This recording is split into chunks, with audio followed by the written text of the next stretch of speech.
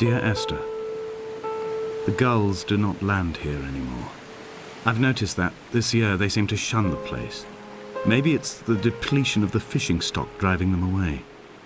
Perhaps it's me. When he first landed here, Donnelly wrote that the herds were sickly and their shepherds the lowest of the miserable classes that populate these Hebridean islands.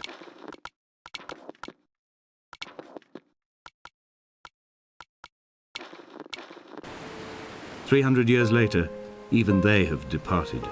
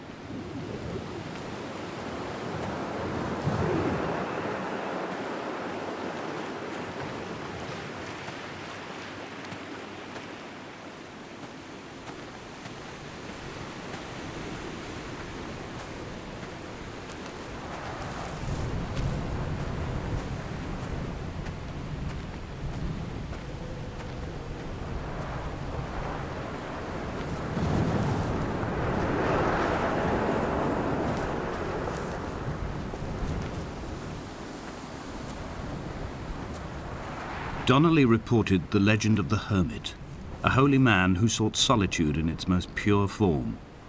Allegedly, he rode here from the mainland in a boat without a bottom, so all the creatures of the sea could rise at night to converse with him. How disappointed he must have been with their chatter. Perhaps now, when all that haunts the ocean is the rubbish dumped from the tankers, he'd find more peace. They say he threw his arms wide in a valley on the south side, and the cliff opened up to provide him shelter. They say he died of fever 116 years later. The shepherds left gifts for him at the mouth of the cave, but Donnelly records they never claimed to have seen him. I have visited the cave and I have left my gifts, but like them, I appear to be an unworthy subject of his solitude.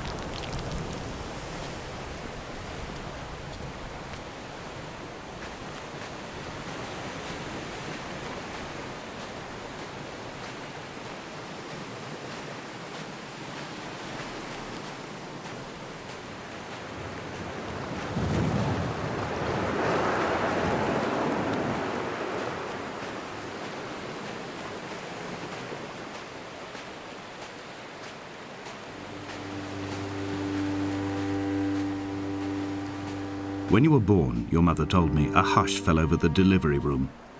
A great red birthmark covered the left side of your face. No one knew what to say, so you cried to fill the vacuum. I always admired you for that you cried to fill whatever vacuum you found. I began to manufacture vacuums just to enable you to deploy your talent. The birthmark faded by the time you were 6 and had gone completely by the time we met, but your fascination with the empty and its cure remained.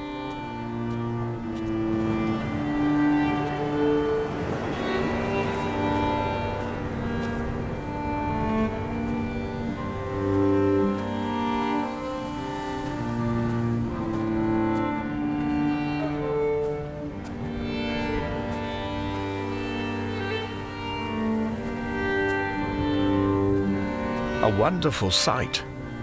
The moon cresting the junction between the cliff path and the stone circle. It cast a shadow of the ridge across the beach, all the world as if you had signed your name in untidy handwriting.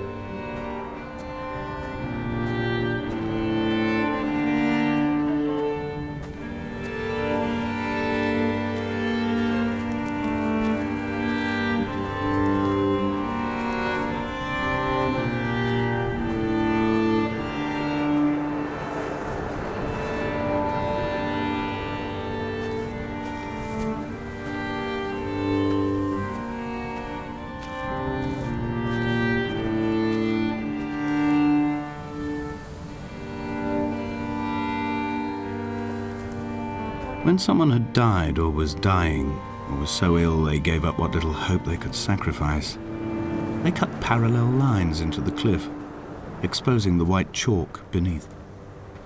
You could see them from the mainland or the fishing boats, and know to send aid or impose a cordon of protection, and wait a generation until whatever pestilence stalked the cliff paths died along with its hosts.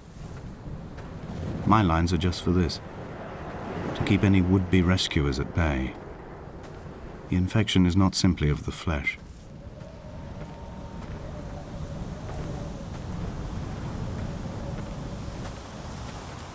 I quote directly, "A motley lot with little to recommend them. I have now spent 3 days in their company. That is, I fear, enough for any man not born amongst them. Despite their tedious inclination to quote scripture, they seem to me the most God-forsaken of all the inhabitants of the outer isles. Indeed, in this case, the very gravity of that term, forsaken by God, seems to find its very apex. It appears to me that Donnelly, too, found those who wander this shoreline to be adrift from any chance of redemption. Did he include himself in that, I wonder?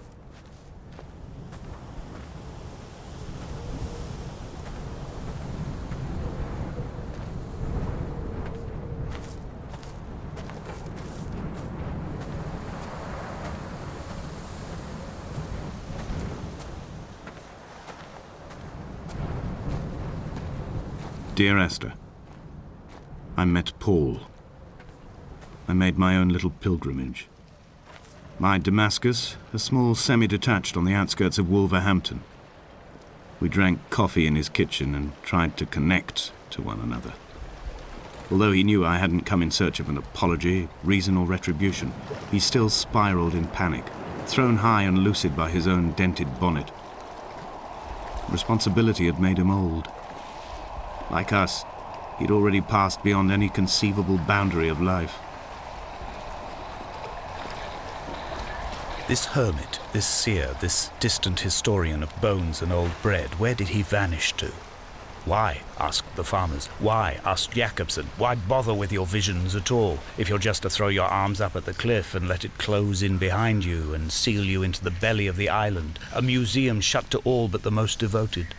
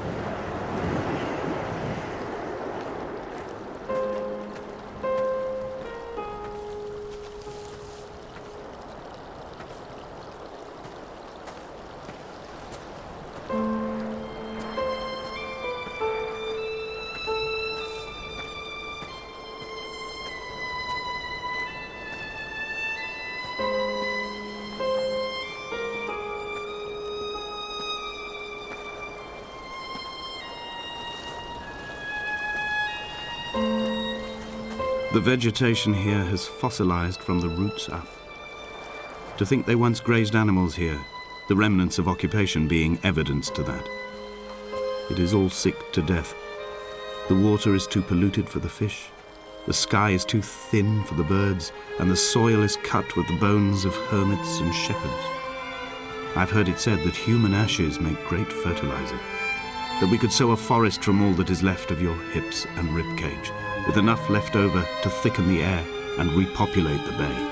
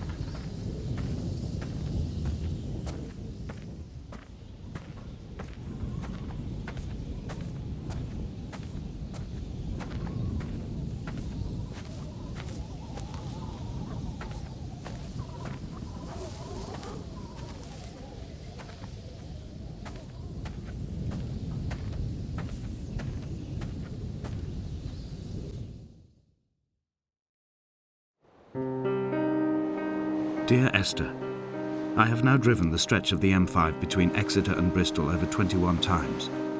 But although I have all the reports and all the witnesses and have cross-referenced them within a millimetre using my Ordnance Survey maps, I simply cannot find the location. You'd think there would be marks to serve as some evidence. It's somewhere between the turn-off for Sandford and the welcome brake services, but although I can always see it in my rear-view mirror, I have as yet been unable to pull ashore.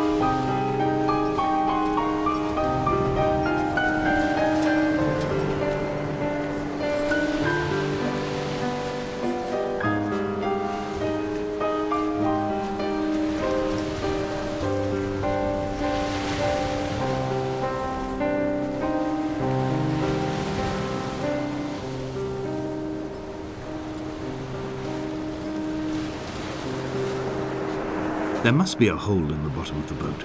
How else could new hermits have arrived?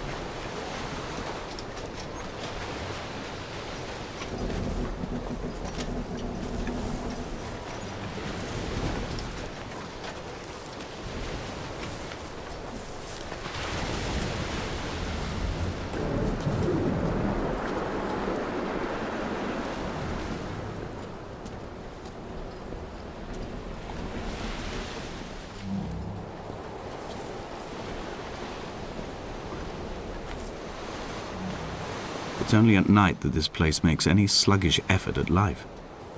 You can see the buoy and the aerial. I've been taking to sleeping through the day in an attempt to resurrect myself. I can feel the last days drawing upon me. There's little point now in continuation. There must be something new to find here. Some nook or some cranny that offers a perspective worth clinging to. I've burnt my bridges. I've sunk my boats and watched them go to water.